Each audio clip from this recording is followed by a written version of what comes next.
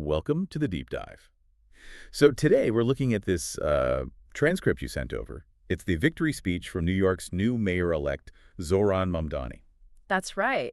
And it's really more than just a speech, isn't it? It reads like a declaration. You've got policy, politics, confrontation, all baked in there.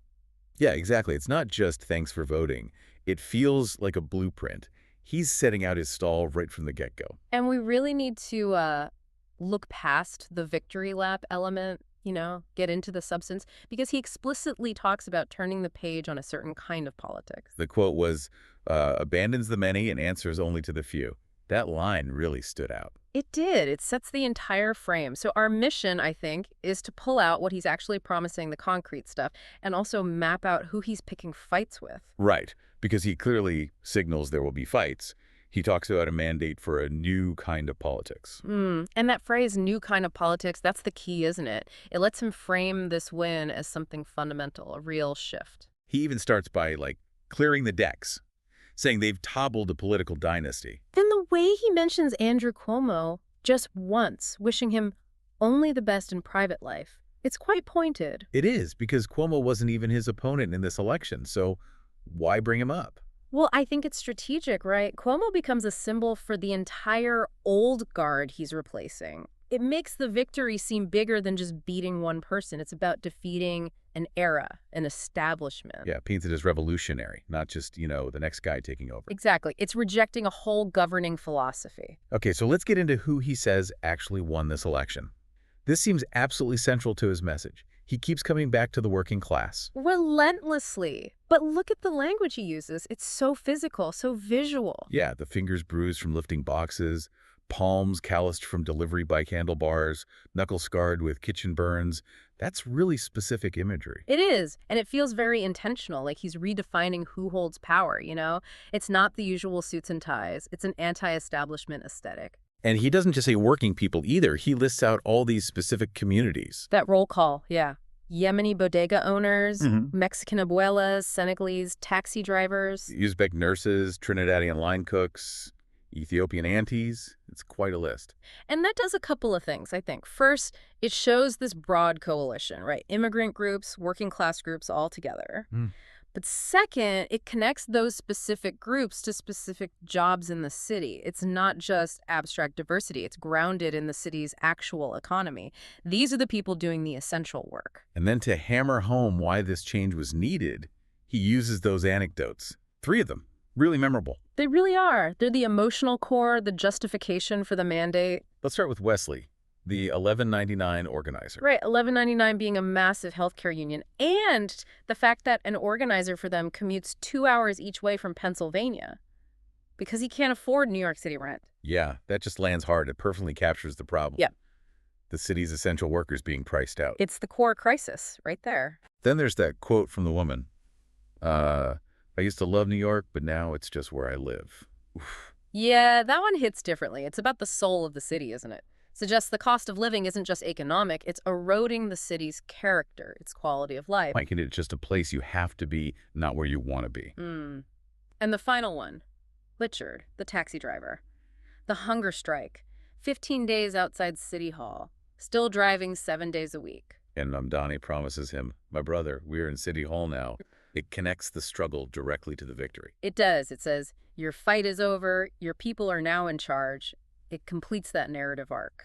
So, okay, he's defined the coalition, he's laid out the crisis with these stories. What's next is the agenda he's promising them. Exactly, which takes us into the policy section. And the ambition here is, well, it's significant. He starts by saying, leaders need a bold vision, not a list of excuses. Setting the bar high from the start. And then he makes that comparison. Ah, yes, the LaGuardia comparison, calling this the most ambitious agenda to tackle the cost of living crisis since the days of Fiorello LaGuardia. That's a huge claim. LaGuardia, that's the New Deal era, massive public works, fundamentally changing the city. It's definitely not accidental. Invoking LaGuardia signals he plans to use the full power of the mayor's office for major economic intervention, not just minor tweaks. Okay, so what are the big policies then? He lays out 3 main pillars, right? Very specific. Very specific, yes. First one, housing. Freeze the rents for more than 2 million rent-stabilized tenants. Wow. Okay. That sounds great on paper, politically potent, but How? Rent stabilization is mostly state law, isn't it? it is. And freezing rents on that scale, you're talking immediate, massive legal battles with landlords, with the real estate lobby. It's a huge political fight right out of the gate. So it's a promise that likely depends heavily on getting Albany, the state government, to cooperate or grant more power to the city. Absolutely. It's a big lift. Pillar number 2, transit, making buses fast and free. Fast and free, okay, 2 parts to that. Free is about affordability, obviously, but fast. Fast implies major infrastructure changes, right? Dedicated bus lanes, redesigning streets, traffic enforcement, things that always create political friction with drivers, maybe local businesses. And the free part means finding the money. Billions in lost fares that have to come from somewhere else in the budget. Precisely. It's another massive financial and political undertaking. And the third big one, Childcare. Universal childcare across our city. again, hugely ambitious. Direct hit on affordability helps parents work. But universal implies building a massive system, finding the space, the staff, the funding. We're talking billions more. So these 3 pillars, housing, transit, childcare, they all signal a willingness to spend huge amounts of money and take on really powerful established interests. Without a doubt, it's a declaration of intent on multiple fronts. Beyond those big 3, he does talk about just running the city better, Yeah. competence. We're a relentless improvement, hiring more teachers, cutting bureaucratic waste. But he brings it down to earth, too. Like fixing the lights in NYCHA hallways. Exactly. That detail about public housing NYCHA, it connects the big ideas about competence to people's everyday lives. A working light isn't just maintenance, it's dignity, it's safety. It shows they're paying attention to the basics, too. And what about public safety? How does he approach that? It's interesting. He pairs the standard reduce crime promise with something new. A dedicated Department of Community Safety. To tackle mental health and homelessness specifically. Yeah, head on. Which frames safety not just as policing, but as needing social service solutions, too. It's about shifting resources, prioritizing non-police responses for certain issues.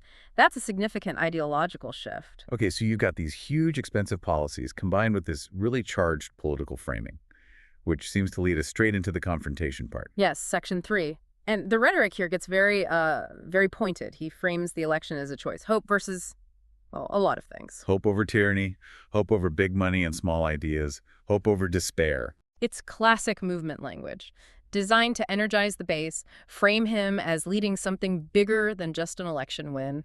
And he pushes back hard against the opposition's narrative, claims tens of millions of dollars were spent on misinformation against them. Right. But the really core argument here, I think, is how he reframes class conflict. The line about the billionaire class, trying to convince people making $30 an hour that their real enemies are people making $20 an hour. Exactly that. It's a very direct attempt to shift the focus of anger away from worker versus worker and towards the working class versus, well, the elites, the oligarchy. He says he won't let them dictate the rules of the game. And then he makes it personal. That anonymous billionaire class suddenly gets a face. Donald Trump. That's the moment the speech really goes national, doesn't it? It's quite dramatic. Saying he knows Trump is watching, and he has 4 words. Turn the volume up. It's a direct challenge, unmistakable, from the mayor-elect of Trump's own hometown. And it's not just words. He connects it immediately to policy threats, holding bad landlords like Trump accountable. Right. Ending the culture of corruption, going after tax breaks, strengthening labor rights against exploitative bosses. So challenging Trump does multiple things here, doesn't it?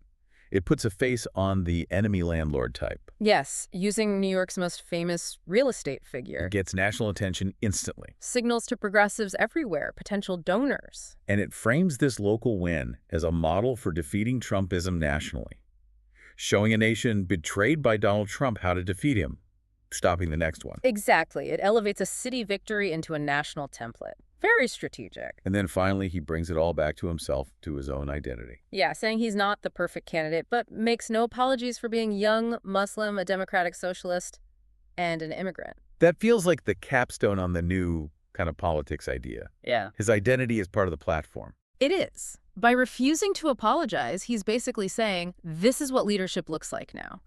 The city built by immigrants is now led by an immigrant. It's a defiant statement against the old norms of power.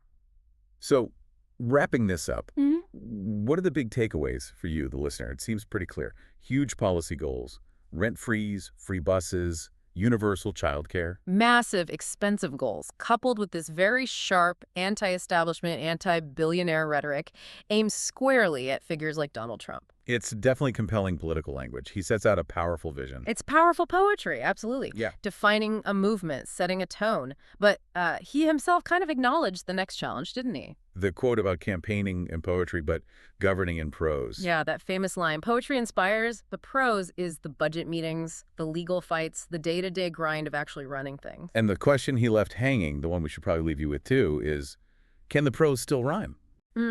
How do these big, bold, expensive promises survive contact with reality, with bureaucracy, with legal challenges, with the sheer complexity of New York City? That, I suppose, is the deep dive that really begins now. How does the poetry translate into governance?